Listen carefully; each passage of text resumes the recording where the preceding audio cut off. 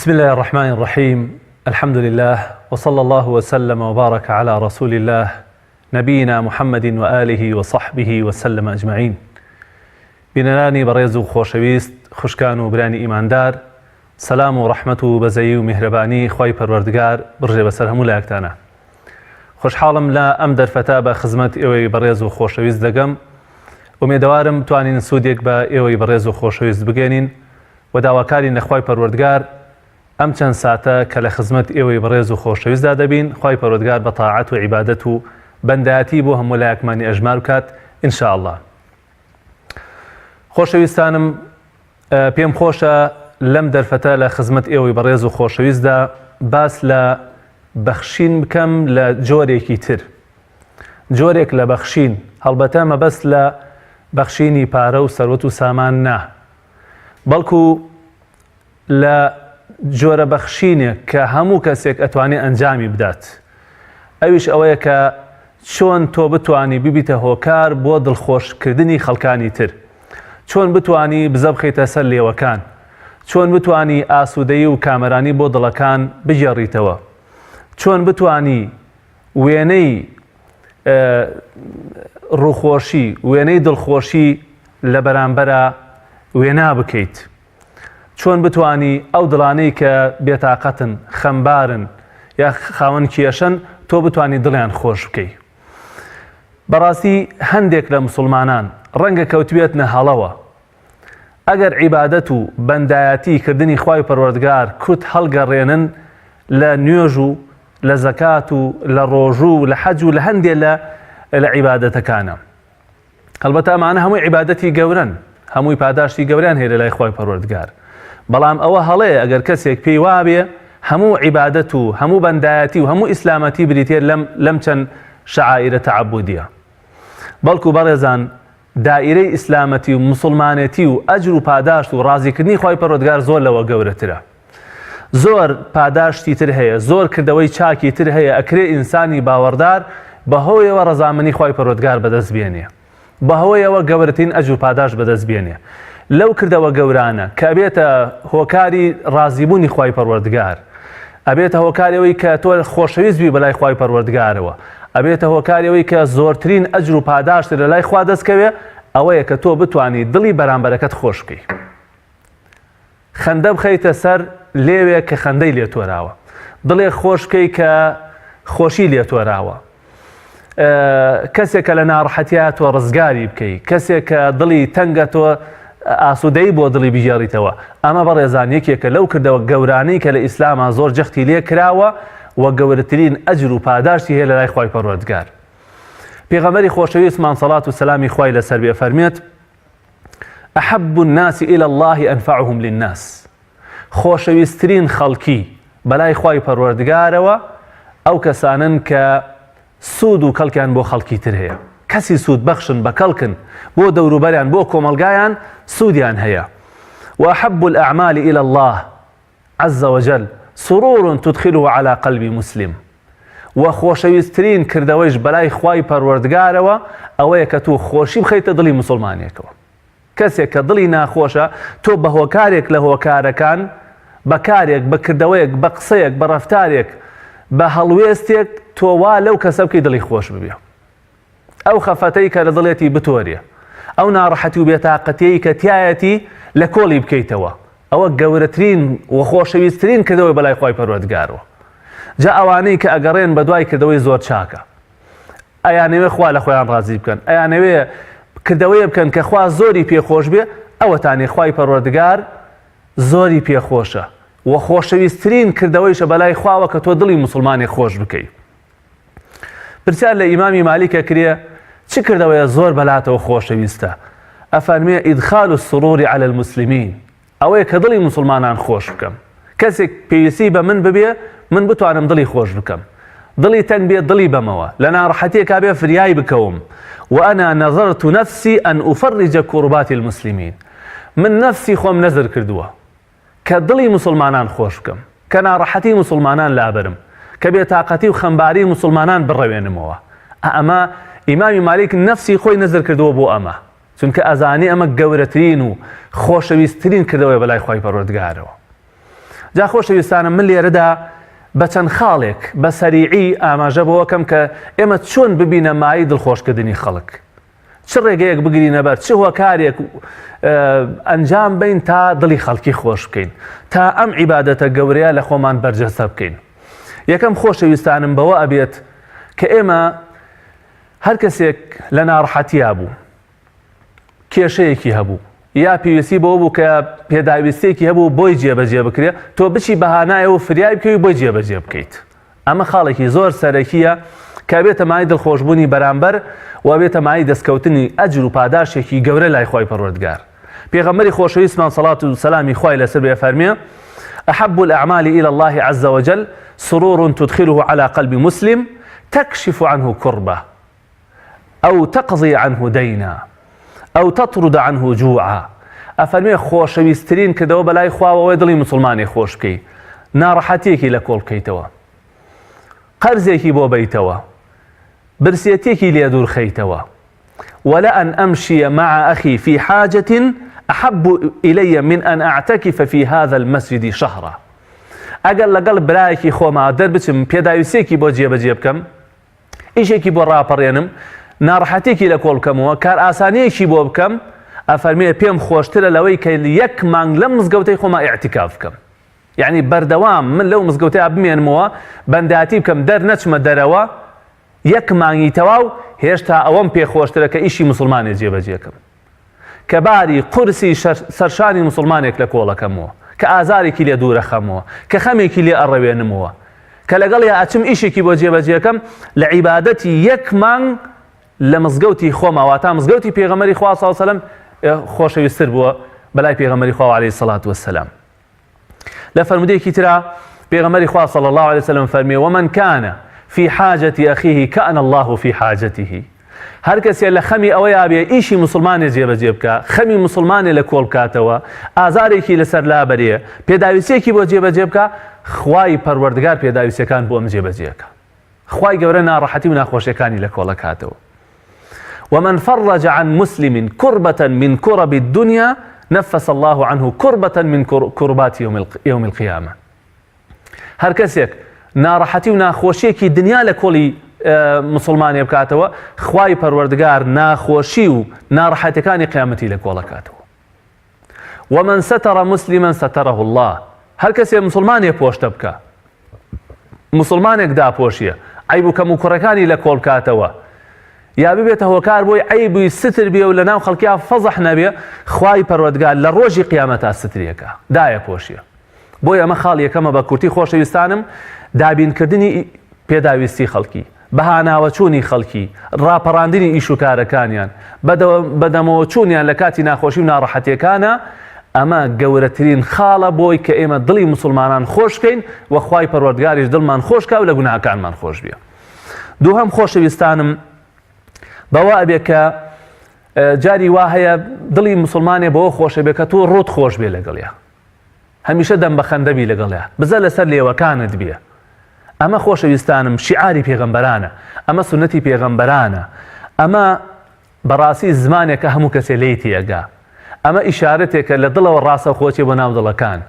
بۆیە ئەسحابە فەرموون هیچ کەسێکمان نەبینێەوە بەقەت پێغەمبەری خوا صلی الله علیه و سلم ڕووی خۆش بوو بێ لەگەڵ خەڵکیە. و هەندێک لە سەحابەکان وەکو جابیر ئەگێڕێتەوە، جەریری کوڕی عەبدوڵای بەجەلی ئەفەرمێت: ما رآني رسول الله صلى الله عليه وسلم إلا تبسم في وجهي. ئەفەرمێ هیچ کاتێک نەبووە پێغەمبەری خوا صلی الله عليه وسلم منی بینی بێ ئللا بەڕووما پێکەنیوە، ئللا بزەی خەندەی بۆ کردوم بۆی دڵم خۆش بکە. یعنی بەڕاستی هەندێک لە مسلمانان کاتێکە ئیلتیزامێکیان بۆ دروستە بێ، یعنی بعضی عیبادەت و بەنداتیەکەن وا ئەزانن ئیتر ئەبێت دابڕی لە خەڵک، لەگەڵ خەڵکا قسە نەکەی، ڕوت خۆش نەبێ. پێچەوانەیە خۆشەویستانم ئینسانی مسلمانە بێ ڕووی خۆش بێ، بە ڕووخۆشی، بە قسە خۆشی وا بکات دڵی بەرامبەرەکەی خۆش بکە. هەڵبەتە کۆمەڵە قسەی زۆرمان ماوە، بەس با ئەم پەیوەندیانە وەرگین ئینشاءڵڵا هەوڵەدەین تەواوی بکەین بابەتەکەمان. پەیوەندیەکەمان لە کەلارەوە دایکی مالیک فەرموو خوشکی بەڕێزم. سلام علیکم. علیکم السلام ورحمة الله. نام ساگت خوشیانه. فەرموو خوشکی من. مامۆستا ئێمەی ئافرەتە چین بۆ مزگەوت بۆ تەرایەح هەنێک کەس بەژێ نەچی بۆ مزگەوت باشترە ئافرەت لە ماڵ نوێژگار تەرایەح بکات هەنێک کەس بەژێ لە مزگەوت بکرێ باشترە بکەم پرسیارم دووەم پرسیاریشم نوێژی وەکە هەر سێ نوێژەکە بکەیت دوای نوێژی تەرایەح باشترە تا نوێژێکی گەورە بۆ دوای شەو نوێژ بەسەر چاو خوشکی بەڕێزم وەڵامتە دەم ئینشاءڵڵا دەرخۆش مەڵامتە خوا لەت ڕازی بە خوشکی من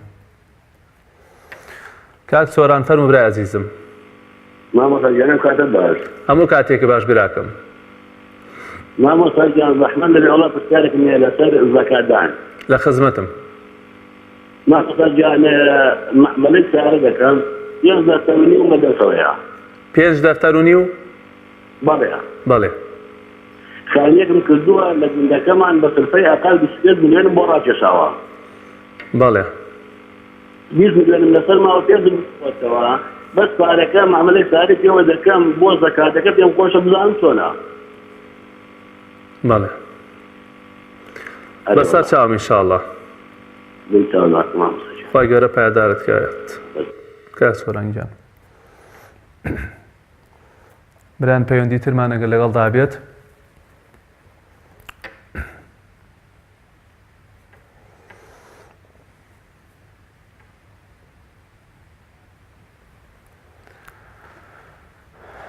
کاک ئەحمەد گیان فەرموو برا عەزیزەکەم ئەلو مامۆستا گیان باش شکر سپاس دەکەم برای گیان مامۆستا گیان پرسیارێکمانەیە فەرموو لە خزمەتم مامۆستا گیان ئەگەر قورعانمانەیە لە ماڵەوانەیە ئەگەر بە موبایل خەتمەکەین هەر ئەچێ و خێرەمان دەسەگرێت بەسەر چاوم وەڵامتە دەم ئینشاءڵڵا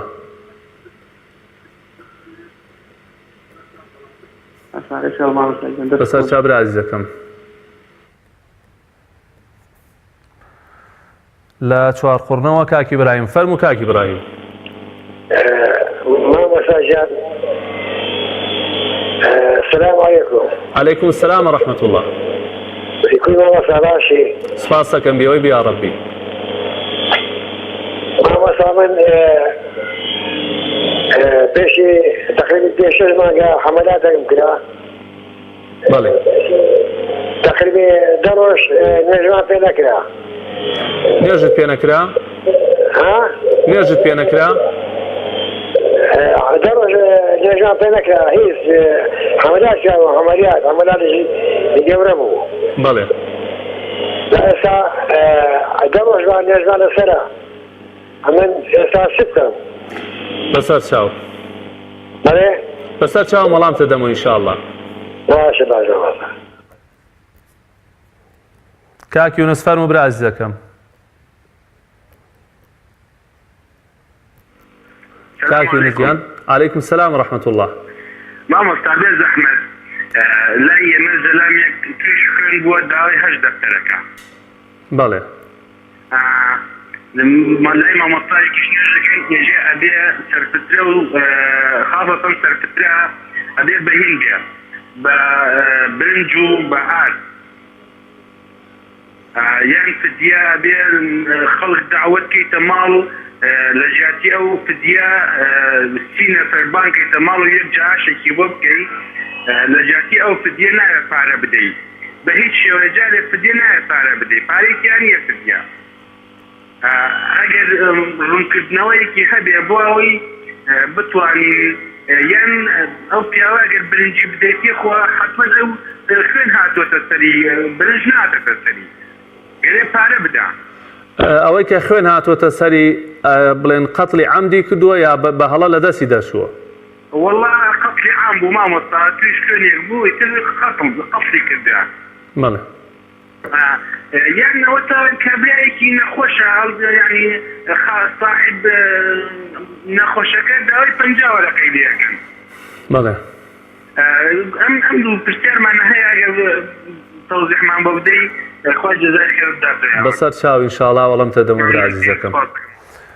بەڕێزان بەر لەبەر با وەڵامی پەیوەندیەکان بینەوە بۆی کە فریا بکەوین دایکی مالیک پرسیارەوەی کرد کە ئایا ئافرەت لە ماڵەوە نوێژ بکات نوێژی تەراویح یا لە مزگەوتەوە طبعا وەکو ڕووە ئەسڵیەکەی ئافرەت لە ماڵەوە نوێژی تەراویح بکە ئەجر و پاداشتی زیاترە خێری زیاترە گومانی تێدا نییە بەڵام ڕێگەیش نەگیراوە لەوەی کە ئافرەتان بچن بۆ مزگەوت بەتایبەت ئەگەر لە مزگەوتەکەیە شوێنێکی ئەمین بێ واتە هیچ گرفتێکی نەبێت لە دەرچوون بۆ مزگەوتەکە و ئیمانی زیاتر پێبەرز بێتەوە و ئامۆژگاری بکرێن سوودی زیاتر ببینن ئەکرێ بچن بۆ مزگەوت پێغەمبەری خوا فەرمێ صلی الله عليه وسلم لا تمنعوا إماء الله مساجد الله ڕێگە لە ئافرەتان مەگرن بۆی بچن بۆ مزگەوت بەڵام بە دڵنیاییەوە وبيوتهن خير لهن بەڵام ماڵەکانیان باشترە بۆیان لە هەردوو حاڵەتەکەیە ئەگەر بۆتە گونجێ و گونجاوە و ڕێک و پێک و ئیسفادەی لێکی ئەتوانی بچی بۆ مزگەوت ئەگەر نا لە ماڵەوە باشترە ئافرەت نوێژەکانی بۆ خۆی بکە و ئەو کاتە دوعاکە قورئانە خوێنە هەر شتێکی ترەکات ئەتوانێت لە ماڵی خۆیەوە بیکات سەبارەت بە نوێژی وەترەکەیش باش وایە نوێژی ویتر ئاخر نوێژ بێت بەڵام مانای وانە ئەگەر کەسێک دوای عیشا نوێژی ویتری کرد ئیتر ناتوانێت نوێژی تر بکە هەندێک کەس هەیە ئەڵێ نوێژ قوفڵە بێ نوێژ قوفڵ نابێ بەڕێزان بەڵام دوو جار ویتر ناکرێت لە شەوێکە ئەگینا بۆ نمونە ئەگەر کەسێک دوای عیشا دوای تەراویح ویترەکانی کرد ئەتوانێت شەو نوێژی تر بکە بەس ناتوانێت جارێکی تر ویتر بکاتەوە ئەشتوانی نوێژە ویترەکەت نەکەی هەڵسی شەو نوێژی خۆت بکەی دواتر پێش پارشێ و نوێژە ویترەکەیشت ئەنجام بدەیت ئەگەر بکرێ ئاخر نوێژی ویتر بێ شتێکی چاکە بەڵام ئەگەر زانیت هەڵناسی یا بۆت ناکری یا نوێژی تر ناکەی ئەوە هەر لە دوای تەراویحەکەوە نوێژە ویترەکەی خۆت ئەکەیت کاک سۆران پرسیاری ئەوەی کرد کە 5 دەفتەری و نیوی بەدەستەوەیە معاملەی پێوەکە سیارە ئەکڕێ و ئەفرۆشیە تەوان کاک سۆرانگیان هەر پارەیە کە معاملەی پێوە بکرێ کە ئیش و کاری پێوە بکرێ ئیتر هەر جۆرە کار و کاسبیەکی پێوە بکرێ ئەو پارەیە زەکاتی تێدایە تۆ هەڵەسی چیەکەی چەندێک قەرزار بی ئەوەنە قەرز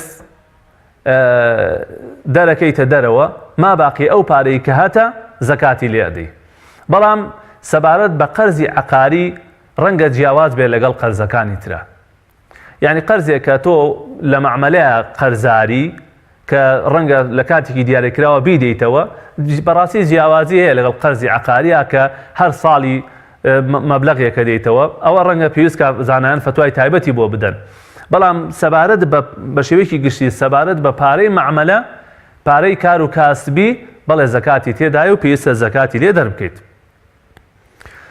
کاک ئەحمەد پرسیاری ئەوەی کرد ئایا بە مۆبایل ئەتوانێت ختمی قورئانی پیرۆز بکرێ بەڵێ برای ئازیزم زۆر ئاساییە زۆر تەبیعیە هەروەکو چۆن کەسێک لە لاپەڕەیەکە ئایخوێنێ لە مصحەفێکە ئایخوێنێ ئەکرێ لە مۆبایلیشا بخوێنرێ بەتایبەت ئێستا مۆبایلەکان ڕسمی قورئانی تێدایە بە تەواوەتی بەبێ ئەوەی حرفێکی لێ پەڕێنرابێت بەبێ ئەوەی کەسرەیە فەتحەیەکی لێ پەڕێنرابێت و زۆر کار ئاسانیشە ڕەنگە ئینسان لە هەموو شوێنەکان نەتوانێت قورئان لەگەڵ خۆی هەڵگرێ بەڵام هەمیشە قورئانەکەت پێیە ئەتوانی ئێستا سەفحەیەکی بخوێنی تۆزێکی تر سەفحەیەکی تر بخوێنی لە ناو سیارەکە 2 سەفحەی بخوێنی یعنی بەڕاستی زۆر کار ئاسانیەکی چاکە و ئومێد دەکەم ئینشاءڵڵا هەمان ئەجر و پاداشتی هەبێ مادام ئینسان بە ئاگاوە بیخوێنێ مڕاعاتی تەجویدی بکە ئاگای لە حاڵەتەکان بێ قورئانی ڕەوان بێ بە جوانی بیخوێنێتەوە ئومێد دەکەم ئینشاءڵڵا هەمان ئەجر و پاداشتی دەستکەوێ و ختمێکی تەواویشی بۆ ئەنووسرێت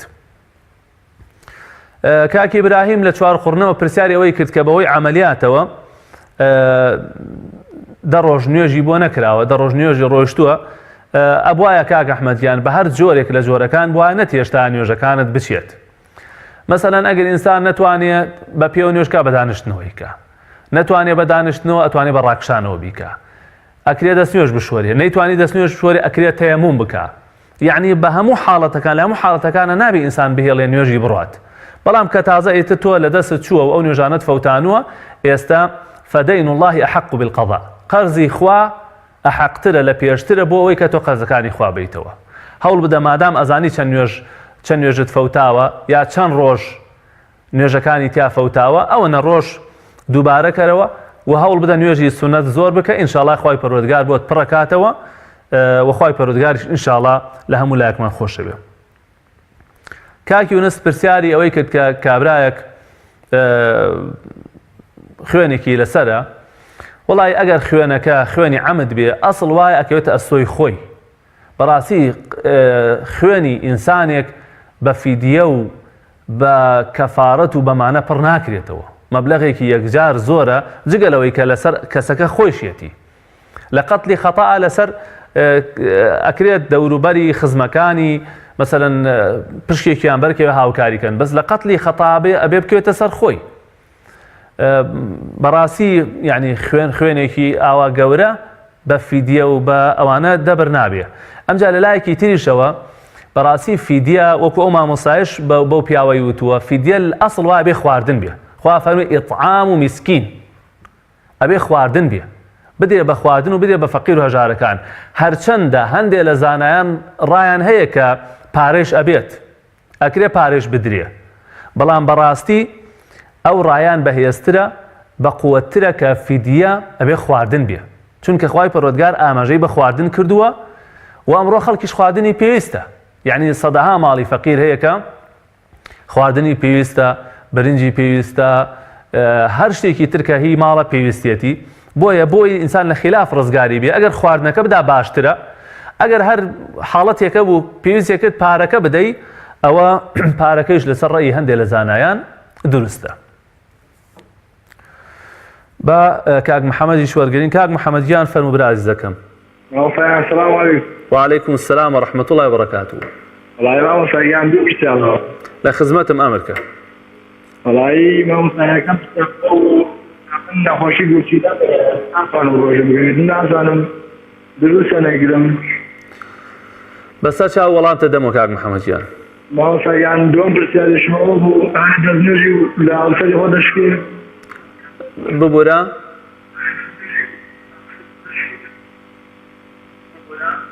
دوم برسالة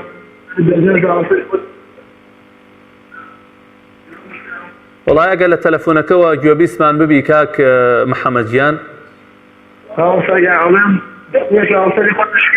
بس هذا والله متدمو. باشا صيانة. كاك جوران لا حاجة أو فرمو كاك جوران كان. باشا ما مستجاب. خواي جورا بأدارت كات. أريد إسمات والله ما مستعب شارك معه. والله جان.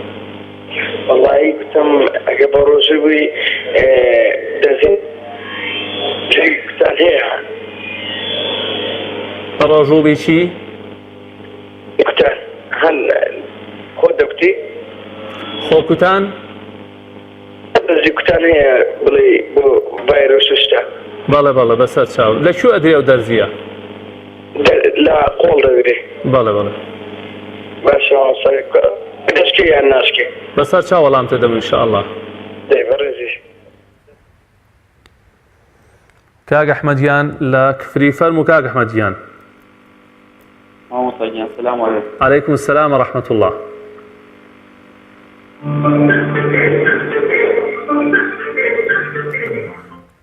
كاك أحمديان دارە پەیوەندەکەی کاک ئەحمەد بچڕا داوای لێبوردنی لێکەین بەڵکو بتوانین ئینشاءالله وەریگرێتەوە.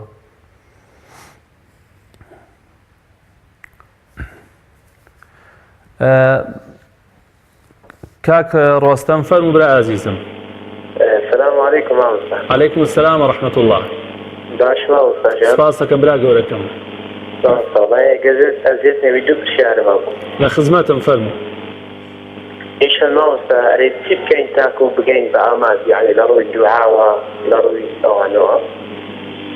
بله. دوميش الموسى دروس تبو خندن ياخد جيان كدن بروي الدروي والله. بله بس هتشاو. بس هتشاو والله متدمو إن شاء الله. بله دایکی محمد فرمو دایکی محمد.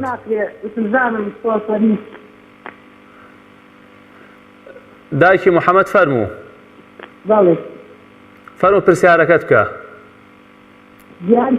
پرسیارەکەت بکە دایکی محمد فرمو. پرسیارەکەم ئەڵێم نوێژی تێرایە ئەم بۆ ناکرێت بەس سنەتەکانت کەم ناتوانم پشتم زانەکە و فەقەراتمە و زیلاقمە و نەخۆشم. بس هتشاو والله متدمو إن شاء الله جوا بيست به. بس هتشاو إن شاء الله والله متدمو دايجان.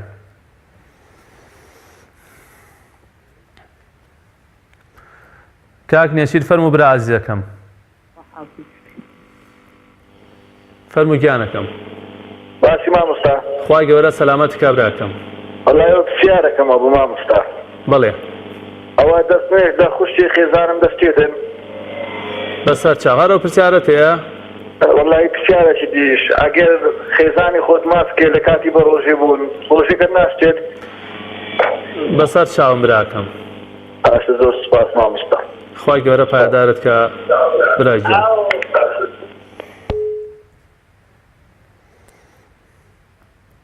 کەیترمان لەگەڵە کۆتا پەیوەندیمان دایکی پەیوەست فەرموو دایکی پەیوەست هەموو کاتێکت باش خوشکی من فەرموو خوشکی من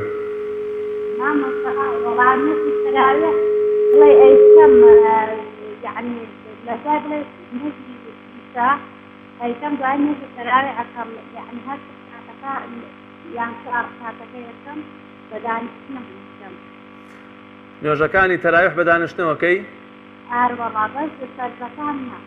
بەسەر چاو ئینشاءالله بەسەر چاو مەڵامتە دەم و خوشکی من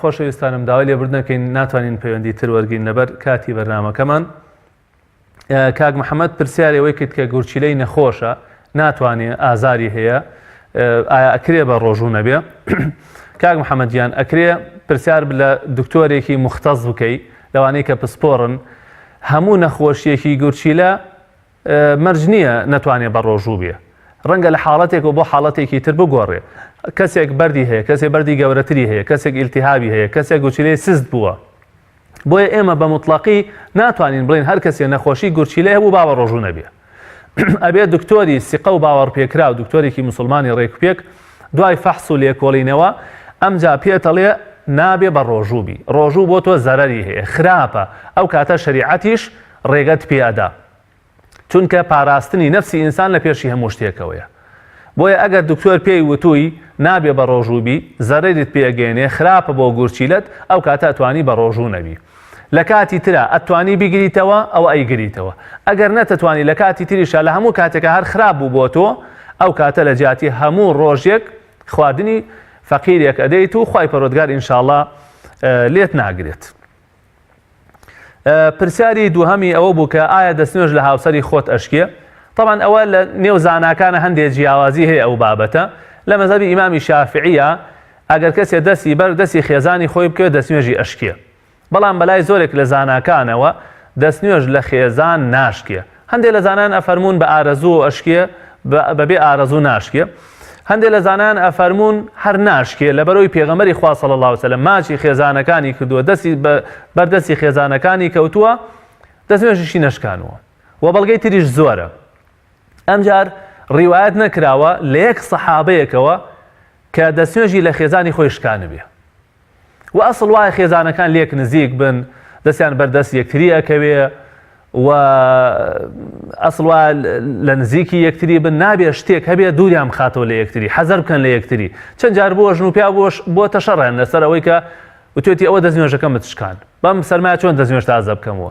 بۆیە والله ئەعلەم ئەو ڕەئیان بە قووەتە و لەگەڵ ئەدیلەیە زیاتر ئەگونجێ کە دەستنوێژ لە هاوسەر ناشکێ و برایەکی تر پرسیارێکی تری کرد ئەوش هەر بۆ خوشکی خێزان ئەوش بە هەمان شێوە ئەوانەی کە ئەفەرمون دەستنوێژ ناشکێڵن لە خێزان و لە غەیری خێزان لە گەورە و لە بچووک بە مجرد ئەوەی ئینسان دەستی بەردەستی بکەوێ ئەوە دەستنوێژ ناشکێنێ و ئەوەش زیاتر لەگەڵ دەلیلە ئەگونجێ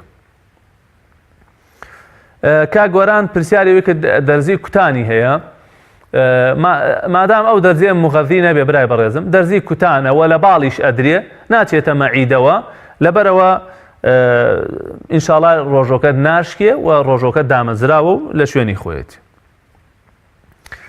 کاک ڕۆستەم پرسیاری ئەوەی کرد چی بکەین بگەین بە ئامانج وڵای کاک ڕۆستەم بەڕاستی ئەوە پرسیارێکە پێویستی بە لێکۆڵینەوە هەیە پێویستی بە بەحث هەیە پێویستی بە چەندین بەرنامە هەیە بەڵام بە کورتی ئینسان یەکەم پشت بەخوای پەروەردگار ببەسێ دوام هەوڵ و تێکۆشان بدات کات بە خەرج بدات، ئیسفادە لە تەجروبەی خەڵکی بکات، ناومێد نەبێ، متمانەی بەخۆی هەبێ، سوور بێ لەسەر ئامانجەکەی، ئامانجی هەبێ لە ژیانە، ئامانجەکەی دیاریکراو بێ، ئەو ئامانجە لەو جۆرە ئامانجانە بێ ئینسان بکرێ جێبەجێ بکە، لە توانای خەڵک ئیسیفادە بکە و وەکوتم پشت بەخوای پەروەردگار ببەستێ، لە هەنگاوی بچووکەوە دەست پێ بکە، متابعی ئیش و کارەکانی بکە. ئیتر کۆمەڵێ بەڕاستی ئەسبابی زۆر هۆکاری زۆر هەیە بۆی کە ئینسان بگا بە ئاوات و ئامانجی خۆی لەسەروی هەمووشیانەوە ئینسان پشت بەخوا بەسێەوە دوعا بکە، داوای ئەو بکە لە خوای پەروەردگار کە سەرکەوتووی بکە، هەروکو چۆن پێغەمبەری خوا صلی الله علیه و سلم داوای تەوفیقی کردووە، داوای لەشساغی کردووە، داوای ئەوەی کردووە کە خوای پەروەردگار موفقی کە سەرکەوتووی بکە، ئەکرێ ئینسان داوای تەوفیق و یارمەتیش لە خوای پەروەردگار بکە. ئەگەر بتەوێت بەڕاستی ئەوە بێ بخوێنیتەوە لەسەری، ئەبێ دەورات ببینی، ئەبێ لێکۆڵینەوەی لەسەر بخوێنیتەوە، چونکە ئامانجیش تا ئامانج مەسەلەن جیاوازە، ئامانجی بچووکەی، ئامانجی گەورە هەیە. و پرسیارێکی تری ئەوەی کرد ئایا ڕۆشتن بۆ دەرەوەی وڵات دروستە؟ طبعا ڕۆشتن بۆ دەرەوەی وڵات دروستە بە مەرجێک کەسێک لە دینی سەلامەت بێ، یعنی ئەوەنە علمی هەبێ کە لە خراپە و تاوان بیپارێزێ و ئەوەنە سیقە و متمانەیشی بەخۆی هەبێ کە تووشی گوناه و تاوان نەبێ و ئینسان بچێ شتێکیش فێر ببێ، یعنی هەر بۆ ئەوە نەچێ لە مجتەمەعێک ئابژی، لە مجتەمەعێکی غەیری موسڵمان نەتوانێ وەکو پێویست مەسەلەن عیبادەتەکانی بکە یا شوێنی دەست نەکەوێ. یعنی ئەگەر حاجەیەک پێویستیەک هەبوو ئەو کاتە ئینسان بچێ بۆ دەروی وڵات باشە، نەک تەنها بۆ ڕابواردن و بۆ کات بەسەر بدن و ئانە. و ئەو کەسەی کە ئەچێ بۆ دەرەوە بەڕاستی بێت دینێکی هەبێ کە لە کوفر و بێباوەڕی بیپارێزێ و علم و زانستێکیشی هەبێ کە لە شەهوەت و ئارەزوو لە گوناه و تاوان دووری بخاتەوە. هەروەها کاکنیە چیر ئەوە باسی ئەومان کرد کە دەستنوێژ لە خوشکی خێزان لەسەڕی ئەو زانانە ناشکێ و ئەگەر کەسێکیش بەڕۆژوو بێ، ئەگەر لە خۆی ئەمین بێ، سەر نەکێشێ بۆشتی تر، دروستە ماچی خێزانی بکە. هەروکو لە چەندین بەڵگەیە هاتووە، ئێستا کاتی نییە، بەڵام باشتر وای ئینسان خۆی لێ دوور بخاتەوە، نەوەک سەر بکێشێ بۆشتی تر. هەر لە حەدیثی قودسیش هاتووە فەرمێ شەهوەت و ئارەزووی لەبەر خاتر من واز لێ ئەهێنێ، لەبەر ئینسان لێی دوور بکەوێتەوە، بە تایبەت ئەوانەی کە گەنجن بۆی سەر نەکێشێ بۆشتی تر. وەکو تا پەیوەندیمان دایکی پەیوەست بوو کە پرسیارەوەی کرد کە نوێژی تەراویح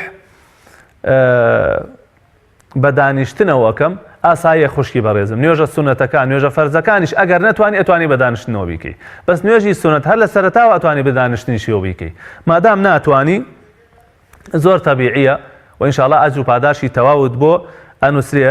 دایکی محەممەدیش وتی هەمن هەر ناتوانم نوێژی تەراویح بکەم لەبەری نەخۆشم، کۆمەڵێشتی وت ئاساییە خوشکی بەڕێزم، نوێژی تەراویح سونەتە، ئەگەر ئینسان بی کە ئەجر و پاداشێکی گەورەی دەسەکەوێ، ئەگەر نەتوانی لەبەر نەخۆشی بێتاقەتی ئینشاءڵڵا خوای پەروەردگار بۆت ئەنووسێ، ئینشاءڵڵا خوای گەورە بۆت ئەنووسێ مادام ناتوانی، مادام نەخۆشی. خۆشەویستانم پێم دەڵێن کە کاتی بەرنامەکەمان کۆتایی هات، من حەزمەکە زیاتر لە خزمەتتان نابم، زیاتر سووتان پێ بگەێنین و بابەتەکەمان تەواو بکەین، بەڵامی تر کاتەکە هەرەوەنە دەرفەتمانەدا. ئومێدەواریم ئینشاءڵڵا سوودمان بە ئێوە بەڕێز و خۆشەویست گەیاندە بێ و خوای پەروەردگار تاعەت و عیبادەت و بەنداتی لە هەموو لایەکتان قبوڵ بکە تا دەرفەتێکی تر لەم شاشە پیرۆزەوە بە خزمەتان نەگەینەوە. بەخوای پەروەردگارتان دەسپێرم. وصلى الله وسلم على نبينا محمد وآله وصحبه وسلم أجمعين، والسلام عليكم ورحمة الله وبركاته.